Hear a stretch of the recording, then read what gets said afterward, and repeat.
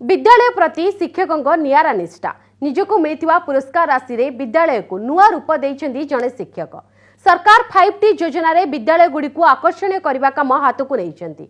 तबे बिना 5T योजना रे निज विद्यालय को आकर्षणीय करिछन्ती राष्ट्रपति पुरस्कार प्राप्त प्रधान शिक्षक नवकिशोर मल्लिक। निज शिक्षकता जीवन भितरे पाइथिबा समस्त पुरस्कार राशि को निज विद्यालय सौंदर्यीकरण काम खर्च कर शिक्षक। ए मालकानगिरी जिला कालीमेला ब्लॉक रो आदिवासी बहुल जवानपाली उच्च प्राथमिक विद्यालय दृश्य। आपण माने देखुथिबा एही सुंदर दृश्य केवल प्रधान शिक्षकों प्रचेष्टार होई पारछि। केउ पुरस्कार पई केते टंका मिलिछि एवं सेही टंका केउ बाबदरे खर्च होईछि ता मध्ये एठारे उल्लेख रहिछि। विद्यालय रे विभिन्न देवादेवी प्रतिमूर्ति सह विभिन्न पशु पक्षी प्रतिकृति मध्ये करा जाइछि। पिलांको जानिबा पई महापुरुष मानक छवि अंका जाइछि। 1971 रे स्थापित होइतबा एही प्राथमिक विद्यालयटी 2004 रे उच्च प्राथमिक विद्यालयर मान्यता पाइथिला। सेतबेले विद्यालय को मात्र 21 जण पिला आसुथिले, हेले एबे एही संख्या 225 रे जाई पहुंचीछि। 2006 रे नवकिशोर मल्लिक को एही विद्यालय को डेपुटेशन में पठा जाइतिला। 2011 रे नवसार को एठार नियमित करा जाइछि।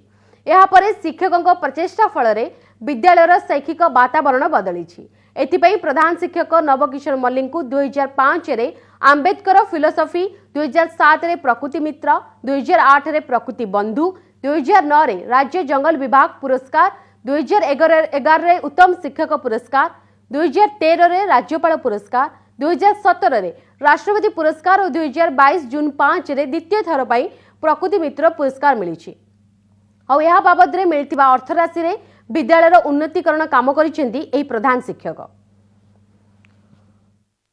विभिन्न समय जो पुरस्कार मिले 2007-8 मसीह प्रकृति बंधु प्रकृति मित्र, 2009 मसीह स्टेट फर्स्ट अवार्ड, 2013 मसीह स्टेट टीचर्स अवार्ड, 2017 मसीह नेशनल अवार्ड, यही समस्त पुरस्कार बाबद को जो 1.5 लाख टंका प्राय मिली। समस्त पैसा विद्यालय को आउ टिके आकर्षण करने ये विद्यालय विनियोग करछि, जहाँफल पिला माने आज विद्यालय को आसवा को आकर्षित होती। से प्राय 2011 ठार आरंभ करी वर्तमान सुधा राष्ट्रपति पुरस्कार, स्टेट अवार्ड, प्रकृति मित्र, प्रकृति बंधु जहाँ सब पुरस्कार पाई तर प्रत्येक राशि 50,000, 25,000, 20,000 सब मिसेले प्राय 1.5 लाख टंका समस्त पैसा को विद्यालय सौंदर्यीकरण में नियोजक करछन्ती। आम पछरे देखुछन्ती विद्यालय सौंदर्यीकरण करी पिला मानकर दृष्टि आकर्षण करने आग्रह बढ़ाई से नियोजित करछन्ती।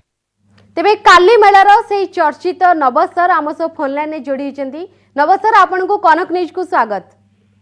आज्ञा आपणको भली शिक्षक सबु विद्यालय पई एक आदर्श। तेबे आपण निज पॉकेट खर्चरू निज पुरस्कार राशिरू विद्यालयर एभली उन्नतीकरण काम करिसेंती। भविष्य पई आउ कोन योजना रहिछि सर आपणकर? देखंतु केवल मु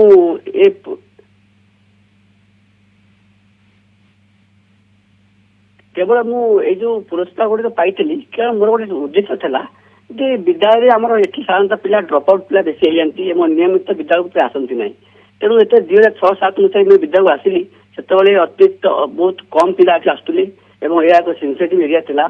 तेणु प्रथम चाहिए विद्यालय को केवल सरस सुंदर कले पिला माने विद्यालय को आकृष्ट हे से आम धीरे धीरे पर्यायक्रमे अवेयरनेस प्रोग्राम करी धीरे धीरे एमती किसी जो आम 2007-8 प्रकृति बंधु प्रकृति मित्र पुरस्कार पाइली से पैसा को मुझे चाहिए ना ये पैसा को ये विनियोग कर आउ सुंदर करवा।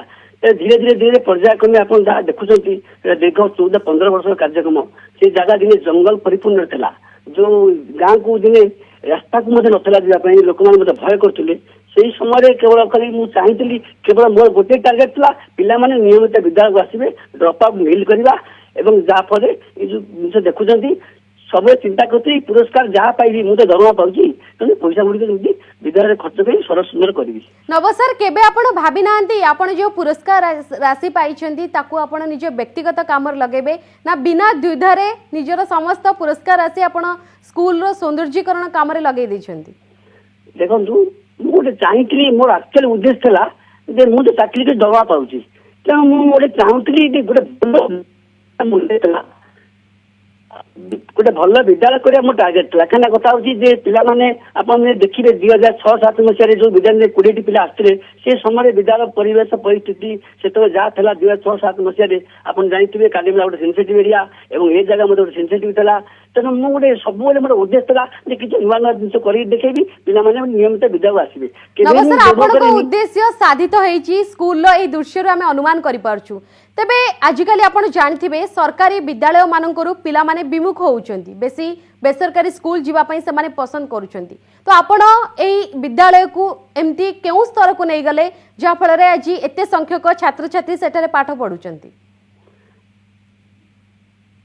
वर्तमान आम से विद्यालय थे 20-25 बर्तमान विद्यालय 225 जन छात्र छात्री अच्छा देखो गोटे जिनस कथा हूँ गोटे दृढ़ इच्छा शक्ति जदि दृढ़ इच्छा शक्ति अच्छी कौन जिनस असंभव नुहे आउ गोटे जिनस जदि इच्छा शक्ति अच्छी से अर्थ भी गोटे बाधक सृष्टि करे ना कहीं अर्थ गोटे एभली जिनस से आपनकर योजना निश्चय आज पैसा कोड़ी पहुंचो। अच्छा नव सर 5T रूपांतरीकरण कार्य रे स्कूल गुडी को अर्थ जाउची आपनको स्कूल ले 5T योजना माध्यम रे उन्नतीकरण काम होई नै नहीं नहीं एटा हमर होची हमर पीयूपी स्कूल एटी बर्तमान हाई स्कूल चलती एटा हमर पीयूपी स्कूल एटा ओके धन्यवाद नव सर आपण कनक न्यूज तो जोड़ी थियरु आपणको भली शिक्षक प्रति स्कूल पई प्रति छात्र छात्री मानको पई आदर्श।